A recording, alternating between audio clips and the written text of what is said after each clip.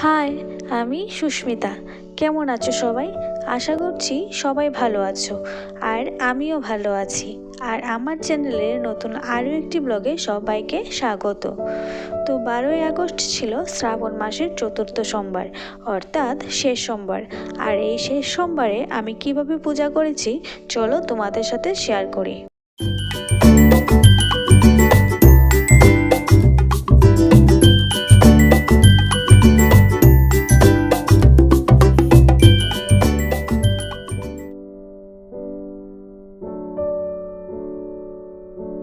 প্রথমেই সকলকে শ্রাবণ মাসের শেষ সোমবারের শুভেচ্ছা জানাই। তো এই ব্লগটা আরও আগেই দেওয়ার কথা ছিল, কিন্তু চারপাশের পরিস্থিতির কারণে মনটা একদম ভালো নেই, আর এডিট ও পোস্ট করতে একদমই মন চাইছিল না, তাই ভিডিওটা আপলোড করতে অনেকটা লেট হয়ে গেল।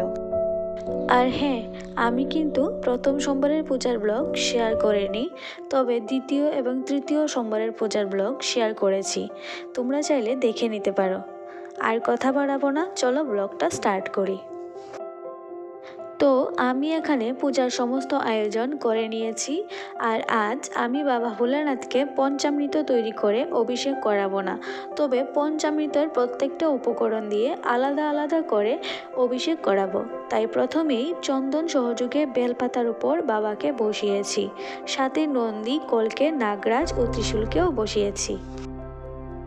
অভিষেক করানোর আগে অবশ্যই অভিষেক পাত্রে সামান্য কটা ফুল ছড়িয়ে দেব, কারণ ফুলের উপর অভিষেক করানো বাবার অত্যন্ত প্রিয় একটা জিনিস। যাই হোক, প্রদীপ ও ধূপ জ্বালিয়ে আরতি করে নেব। আর শিবলিঙ্গের সামনের দিকটা হচ্ছে শিবপীঠ, আর পেছনের লম্বা মতো দিকটি হচ্ছে গৌরীপীঠ। আর এই গৌরীপীঠের মুখ সবসময় আসনের উত্তর দিকে করে দিতে হয়। এবারে সবার প্রথমেই আমি বাবাকে মধু দিয়ে অভিষেক করাবো। তার সাথে অবশ্যই ত্রিশূল, কলকে, নাগরাজ ও নন্দী দেবতাকেও অভিষেক করিয়ে দেব। মধু অর্পণ করার পর এবারে দেব ঘি। কথায় আছে, ঘি মাখানোর পর শিবলিঙ্গ যত বেশি উজ্জ্বল দেখাবে, সেই স্থানে তত বেশি শান্তি ঐশ্বর্য বিরাজমান। ঘি মাখানোর পর এবার বাবাকে অর্পণ করব দই, তারপর অর্পণ করব শর্করা অর্থাৎ চিনি, কিন্তু আমি এখানে চিনির পরিবর্তে তালমিছরি ব্যবহার করলাম। তোমরা চাইলে চিনি ব্যবহার করতে পারো। আর এবারে দুধ দিয়ে অভিষেক করাবো। আর এই পঞ্চদ্রব্য দিয়ে অভিষেক করানোর পর আমি বাবাকে শুদ্ধ জল দিয়ে স্নান করিয়ে দেব। আমি এই শেষ সোমবারে অভিষেক শেষে বাবাকে একটি বিশেষ জিনিস অর্পণ করব।